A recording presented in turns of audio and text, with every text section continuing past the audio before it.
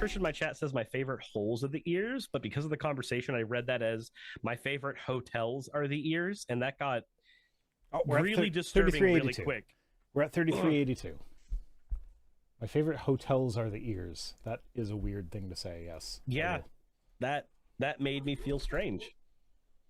Not in a good way. So Orion donated $25 and said, "Oh, Scott D." I assume that's Scott Dillahunt, but you didn't type out the whole thing, so it might be any Scott D. Says, "Okay, I got paid. Still need more puddles." She's passed out on the floor.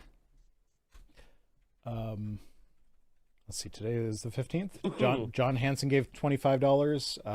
Anonymous gave $250 today. I think that came in before the stream started, though.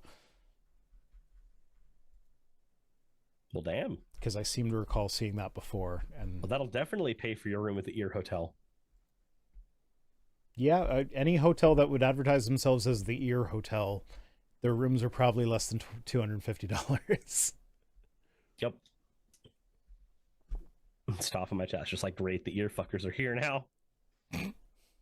Hey, if there's a hole, you can stick things in it. Back in my day, any hole was a goal. Any hole but the vag, and you're still a virgin. Anyway, next news item. Trump calls political enemies vermin, echoing dictators Hitler and Mussolini. So, I'm sure we've all heard about this by now. So, calling those on the other side of the aisle vermin and suggesting that they pose a greater threat to the United States than countries such as Russia, China, or North Korea. That language is drawing rebuke from historians who compared it to that of authoritarian leaders. It's like literally the word vermin in German and Italian or whatever, like their equivalents, is how they describe the Jews in World War II. So what Trump said is, "We've pledged to you that we will root out the communist, Marxist, fascist, radical left thugs that live like vermin within the confines of our country, that lie and steal and cheat on elections. They'll do anything, whether legally or illegally, to destroy America and to destroy the American dream." Projection much? Also, like, isn't the American dream that an immigrant can move to America and make a good life for themselves? And isn't his whole thing, like, don't let the immigrants in? So, yes, the American dream is basically anyone can make it. That's the idea. That has to include immigrants, because if it includes Americans, it already does, literally. But it's frustrating because I think we've both done content in the past pointing out that people like Trump use fascist language. Mm-hmm. We've done it a lot over the last few years. And we've been called ridiculous for suggesting that he's like a Nazi. And then now, like, historians that have their entire career on, like, you can get laughed out of a lot of these studies by using loaded rhetoric. You can. Mm-hmm. So people are like, no, you don't understand. This is the language. This is the language that a fascist used. This is the language that is used by an authoritarian dictator. This is the language we expect to see there, and here we are. Anytime somebody's like, gee, I wonder how it happened there. But we haven't even gotten to his response to people calling him out for it, though. Just hold your horses. So Trump went on further to say, "The threat from outside forces is far less sinister, dangerous, and grave than the threat from within. Our threat is from within, because if you have a capable, competent, smart, tough leader, Russia, China, North Korea, they're not going to want to play with us." And I imagine that came out a lot less eloquently than I just delivered it with my slurred beer speech. Because it's Trump. There were probably a lot of like repeated phrases in there that they're cutting out for time or whatever. But apparently, like, Trump actually called himself a very proud election denier, even though, like, he's on trial in some criminal trials for being an election denier. I mean, not just denying the election, but like other shit. But that seems like not a great idea for him. But it turns out trying to undermine democracy is a bad idea in a republic that uses democracy. Weird that. Yeah. So Lord of Uzkalak says, remember, many on the right think the Nazis were a far left party because their name includes the word socialist. Yeah, but they're also nationalists, and nationalism is very much a right-wing thing. And also, like, one of the fascist things was to use labels that didn't actually apply, but pretending that they did. So, like, also historically, another thing that Hitler did, or well, maybe not Hitler, I don't know. Mussolini promised greater freedom. You vote for me as a vote for freedom. I will, like, I'm all about the freedom or whatever. And then as soon as he was elected, he's the guy that coined fascism. Yeah.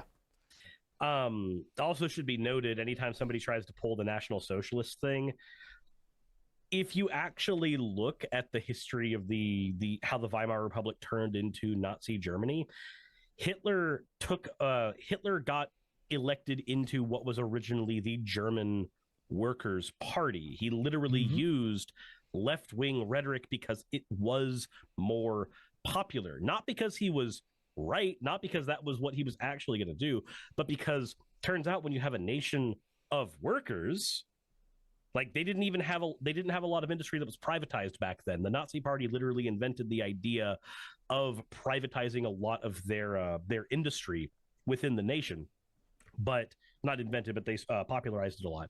So Hitler used left-wing rhetoric, and then if you look at what happened in the Night of Long Knives, what happened to the actual left-wing proponents in his party the minute he had power? Oh, they all fucking died. Weird that. Funny how that works, yeah. It's just history's strange. Yeah. History is so strange. Yeah, so Trump is painting himself as the victim of a political system that's out to get him and his supporters.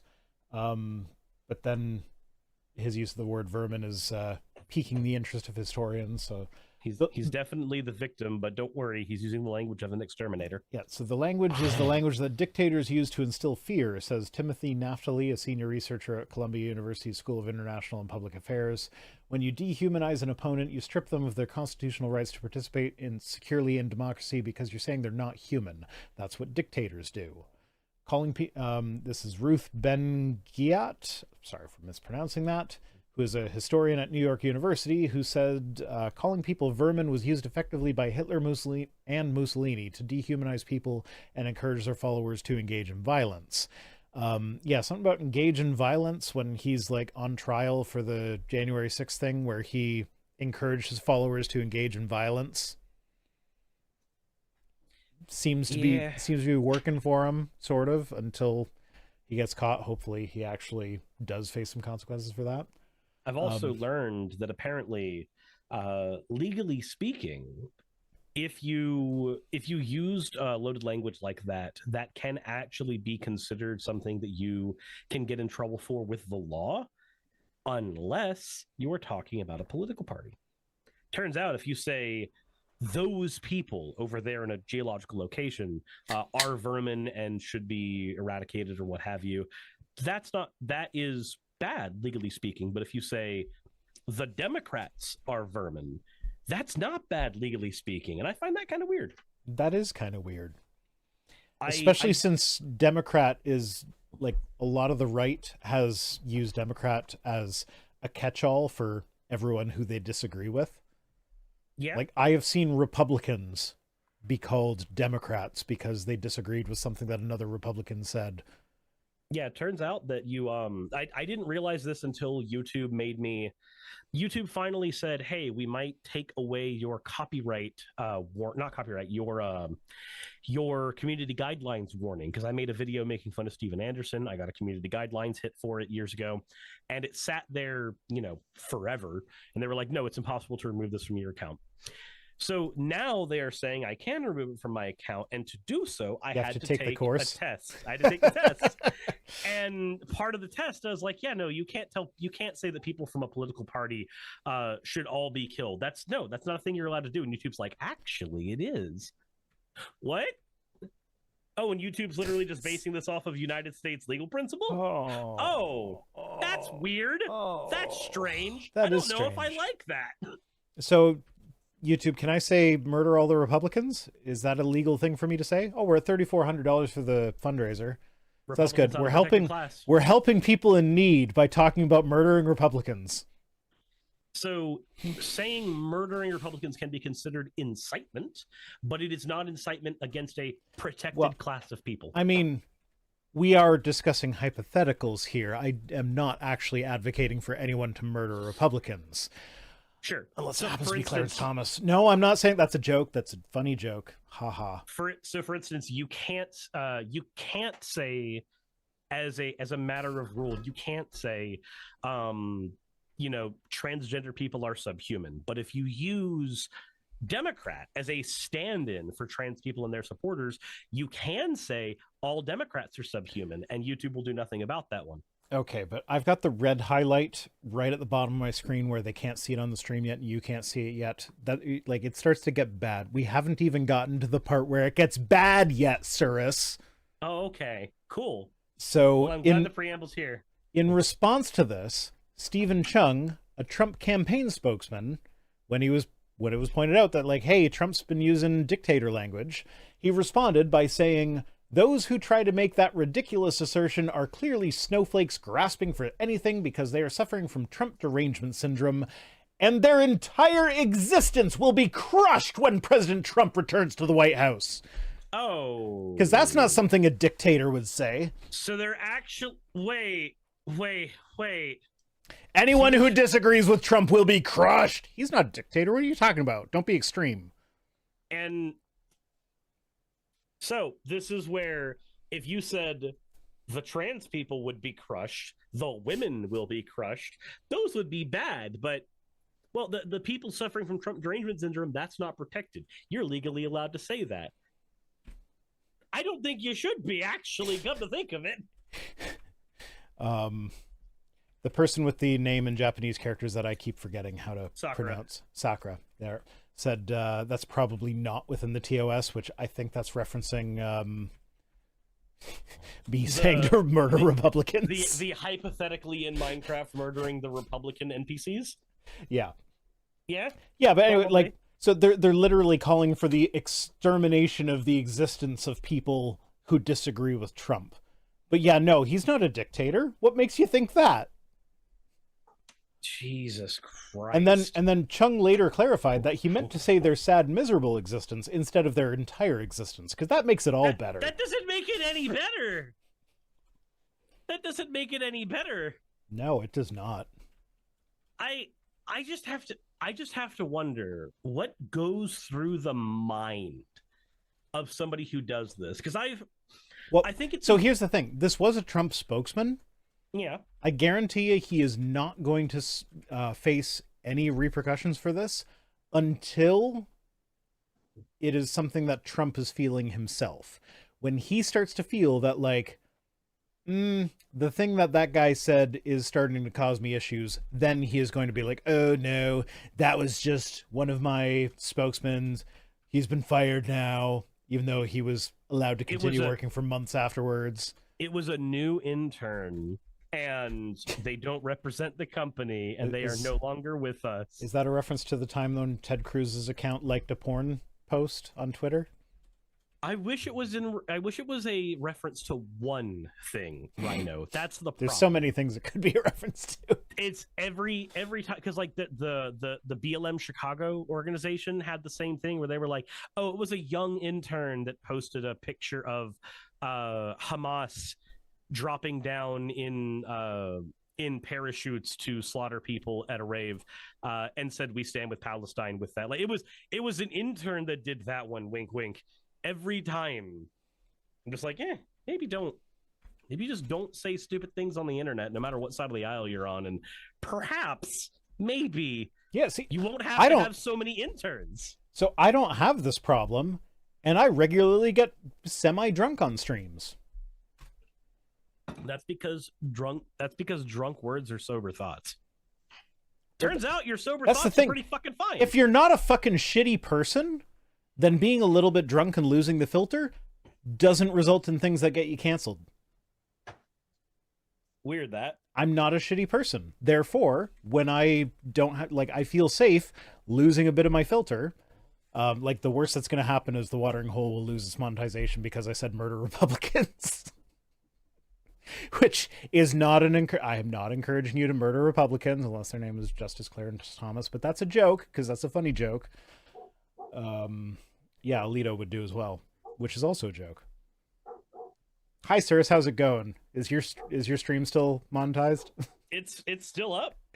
It's still up so far.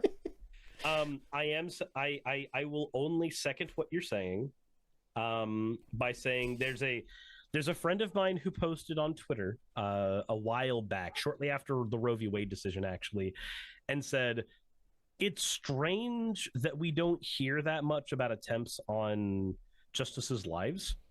Like, if that happens to the president, we hear about it pretty much the day of. Mm-hmm. But we actually don't know if that happens that often to justices, and they have, 4 life positions.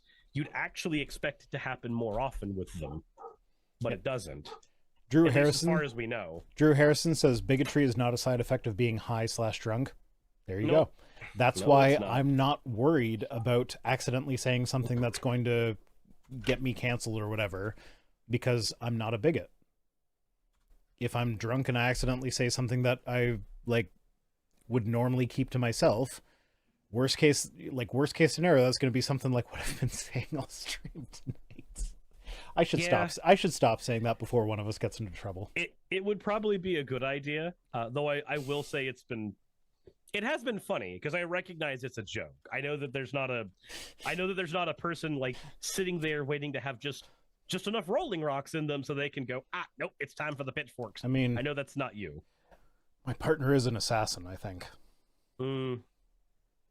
So she's just been here waiting She's giving me the side eye, no, don't tell them.